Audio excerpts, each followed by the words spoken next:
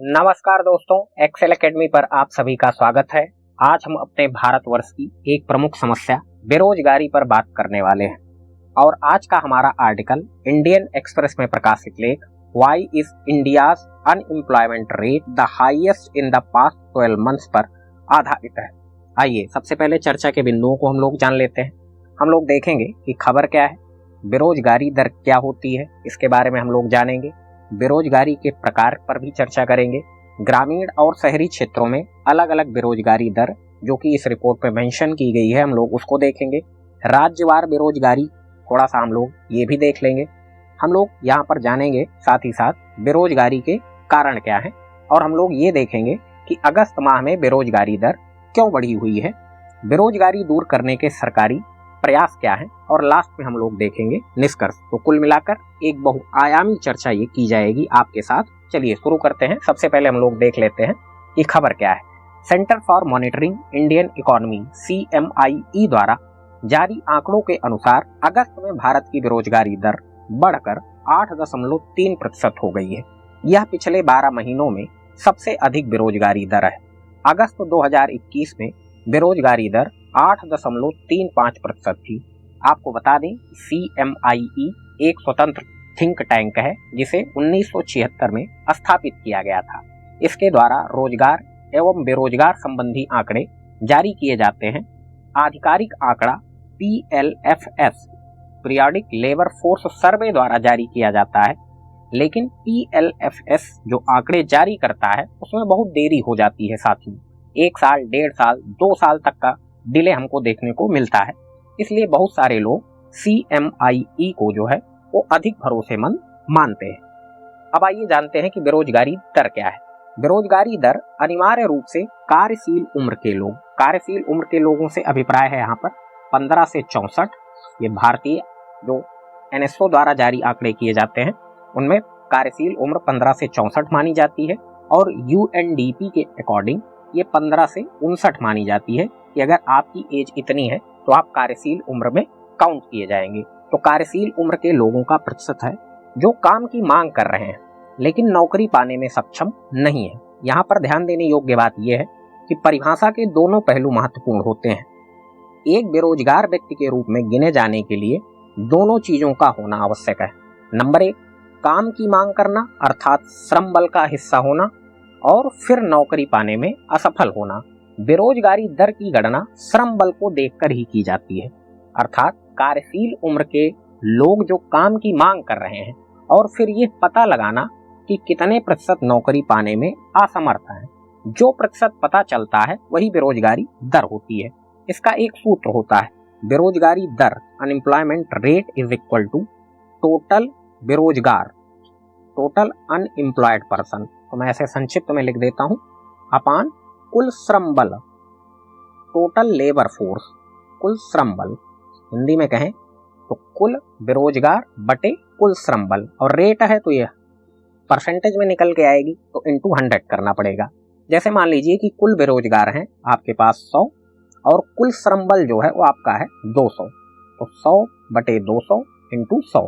तो यहाँ पर अगर हम लोग इसको कैंसिल करें तो ये 2 टाइम्स कैंसिल आउट होगा और ये फिर जो है बेरोजगारी दर हमको कितना देखने को मिलेगी, 50%। चलिए आगे बढ़ते हैं और हम लोग ये जानते हैं कि बेरोजगारी के प्रकार। तो नंबर 1 है आपका प्रच्छन्न बेरोजगारी, इसे छद्म बेरोजगारी भी कहा जाता है। ऐसी घटना जिसमें आवश्यकता से अधिक लोगों को रोजगार दिया जाता है तो उसे हम लोग कहते हैं प्रच्छन्न बेरोजगारी। और यह बेरोजगारी मुख्यतः कृषि और असंगठित क्षेत्र में होती है। आवश्यकता से अधिक लोग यानी कि जहां पर 2 लोगों के बजाय 4 लोगों को रोजगार दिया जा रहा है तो प्रच्छन्न बेरोजगारी है, छद्म बेरोजगारी है। इसमें आपको लगेगा कि नहीं मैं तो रोजगार युक्त हूँ, लेकिन वास्तव में आप रोजगार युक्त नहीं होते हैं। जैसे मान लीजिए कि आपके पिताजी की कोई दुकान है, अब उसमें आप भी अपना सहयोग दे रहे हैं तो आपको लगेगा कि मैं बेरोजगार नहीं हूँ, लेकिन वास्तव में आप क्या हैं, बेरोजगार हैं। और आपकी जो बेरोजगारी है वो छद्म बेरोजगारी या फिर प्रच्छन्न बेरोजगारी कही जाएगी। उम्मीद है आपको ये बात समझ में आ गई होगी। नेक्स्ट देखते हैं हम लोग संरचनात्मक बेरोजगारी। श्रमिकों के कौशल और बाजार में उपलब्ध नौकरियों के बीच असंतुलन होने की वजह से उत्पन्न बेरोजगारी संरचनात्मक बेरोजगारी कहलाती है। आप जानते हैं कि कौशल की हमारे यहाँ कमी है, तो कौशल की कमी की वजह से जो है लोगों को नौकरियां नहीं मिल पाती हैं, तो वो जो बेरोजगारी है वो क्या कहलाएगी? संरचनात्मक बेरोजगारी कहलाएगी। नेक्स्ट है हमारा चक्रीय बेरोजगारी। यह व्यापार चक्र का परिणाम होती है। व्यापार चक्र क्या है, इसको जानने के लिए आप हमारी इकोनॉमी की प्लेलिस्ट विजिट कर सकते हैं। हमने बहुत अच्छे ढंग से आपको बता रखा है व्यापार चक्र वगैरह क्या है। तो व्यापार चक्र का परिणाम होती है मंदी की वजह से बढ़ती है और आर्थिक विकास से घटती है। आगे बढ़ते हैं और अगला देखते हैं मौसमी बेरोजगारी। वर्ष के कुछ निश्चित मौसमों के दौरान पाई जाने वाली जो बेरोजगारी होती है उसे मौसमी बेरोजगारी कहा जाता है। जैसे खेतिहर मजदूरों के पास एक वर्ष में तुलनात्मक रूप से काफी कम काम होता है, या फिर आप जैसे मनरेगा देखिए तो उसमें 100 दिन का काम करना पड़ता है, तो 100 दिन काम करेंगे, बाकी 265 दिन अगर उनके पास कोई काम नहीं है तो एक प्रकार से वो भी मौसमी बेरोजगारी के रूप में आ जाएगा।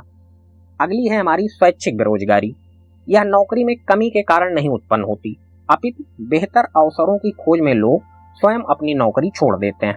उनको अपनी जॉब स्विच करनी होती है, तो वो उसमें जो समय लग जाएगा, जैसे अब तुरंत तो नौकरी मिल नहीं जाती है, ऐसे रखी थोड़ी होती है। आप कहीं जाते हैं इंटरव्यू वगैरह देते हैं तो कई बार वो लोग कह देते हैं I will get back to you, तो इसका मतलब आप समझ जाइए कि वो नौकरी आपको नहीं देने वाले हैं।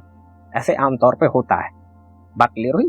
तो अगर मान लीजिए कि आपने पहले से नौकरी कहीं पर कर रखी है और उसके बाद आप सोच रहे हैं नहीं यहाँ पर हमारी योग्यता के अनुरूप हमें वेतनमान नहीं मिल रहा है, तो आप फिर उसे स्विच करेंगे, कहीं दूसरी जगह जाएंगे तो तत्काल तो मिलेगी नहीं। तो जो नौकरी मिलने तक के बीच का जो समय है, जो गैप हो गया, उसकी वजह से ये बेरोजगारी क्रिएट हो जाएगी, जिसको हम लोग कहते हैं स्वैच्छिक बेरोजगारी। चलिए आगे अब देखते हैं कि क्या ग्रामीण और शहरी क्षेत्रों में बेरोजगारी दर अलग अलग है। प्रायः शहरी और ग्रामीण क्षेत्रों में बेरोजगारी दर भिन्न भिन्न होती है। उदाहरण के लिए अगस्त में शहरी बेरोजगारी 9.6% और ग्रामीण क्षेत्र में 7.7% थी। केवल 2 महीनों में फरवरी और जून में ग्रामीण बेरोजगारी दर शहरी बेरोजगारी दर से अधिक रही थी।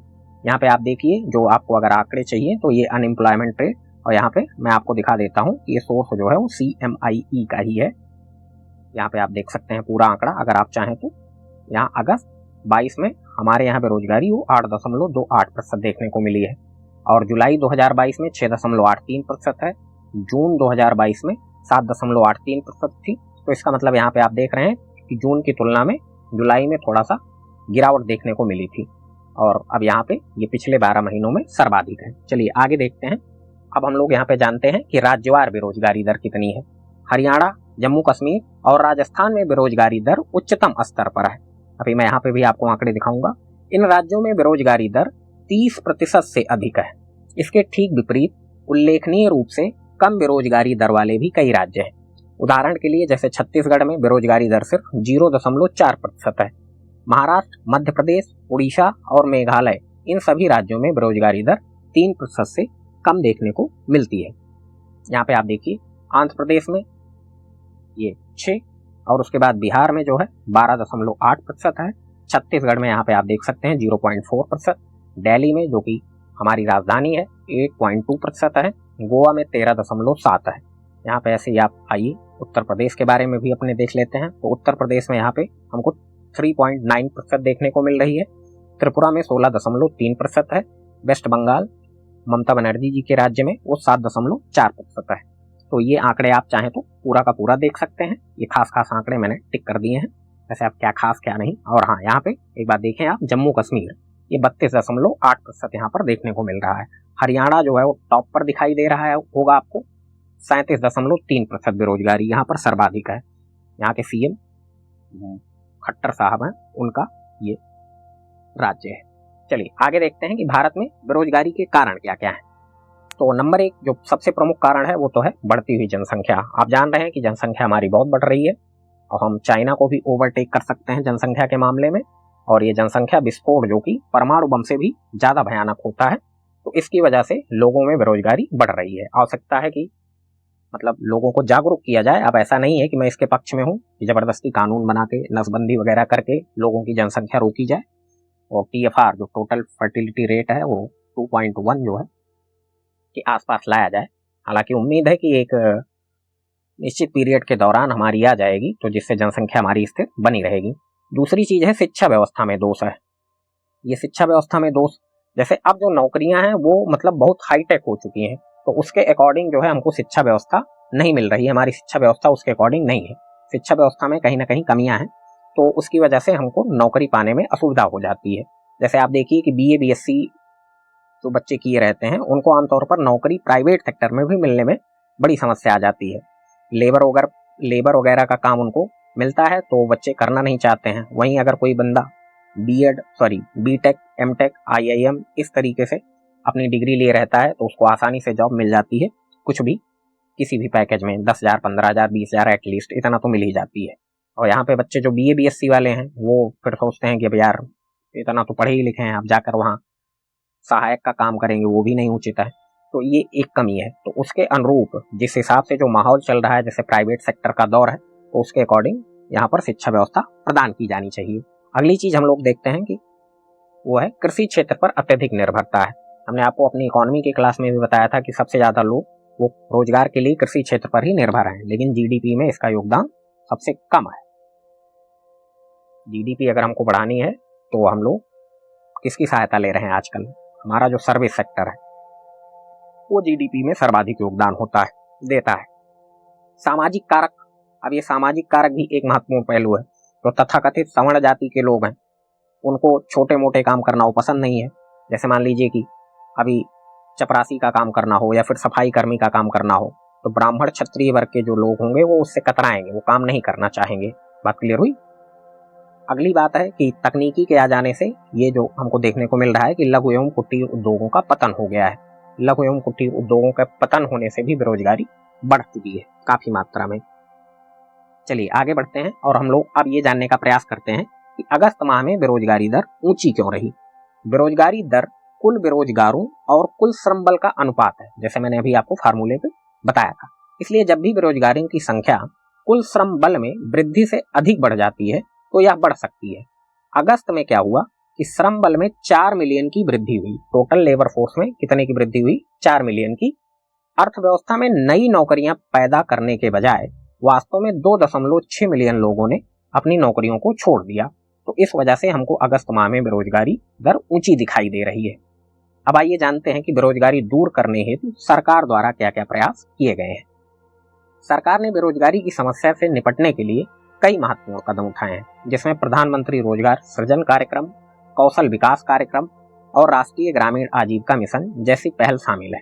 इसके अलावा मनरेगा, मेक इन इंडिया, प्रधानमंत्री युवा योजना और दीनदयाल उपाध्याय श्रमेव जयते जैसे कार्यक्रम भी चलाए जा रहे हैं। साथ ही जम्मू कश्मीर के युवाओं के लिए हिमायत तथा वामपंथी उग्रवाद से प्रभावित युवाओं के लिए रोशनी योजना की भी शुरुआत की गई है। अब आइए हम लोग अपना लास्ट सेक्शन जानते हैं, निष्कर्ष। भारत में बेरोजगारी निर्विवाद रूप से एक प्रमुख समस्या है। ऐसे में यह आवश्यक है कि जो सरकार द्वारा चलाए गए कार्यक्रम हैं, make in India, skill India, startup और स्टैंड अप इंडिया जैसे कार्यक्रमों का प्रभावी क्रियान्वयन किया जाए। शिक्षा प्रणाली को दुरुस्त करके कुशल श्रम निर्मित करने की आवश्यकता है। इसके अतिरिक्त हम लोग उद्योगों का विकेंद्रीकरण करें तथा श्रम गहन उद्योगों को बढ़ावा देने का प्रयास करें। तो इन सभी कार्यक्रमों से, इन सभी पहलों से हम लोग अपनी बेरोजगारी दूर कर सकते हैं। नीतिगत जो खामियां हैं उनको दूर किया जाए और इनका इफेक्टिव क्रियान्वयन किया जाए। उम्मीद करता हूं आपको काफी कुछ जानने और सीखने को मिला होगा और आपसे निवेदन है कि चैनल को सब्सक्राइब करना ना भूलें, ज़्यादा से ज़्यादा लोगों के साथ शेयर करें और वीडियो को लाइक करना ना भूलें। हम मिलते हैं किसी नेक्स्ट वीडियो में किसी नेक्स्ट टॉपिक के साथ। आप सभी लोगों का बहुत बहुत धन्यवाद साथियों।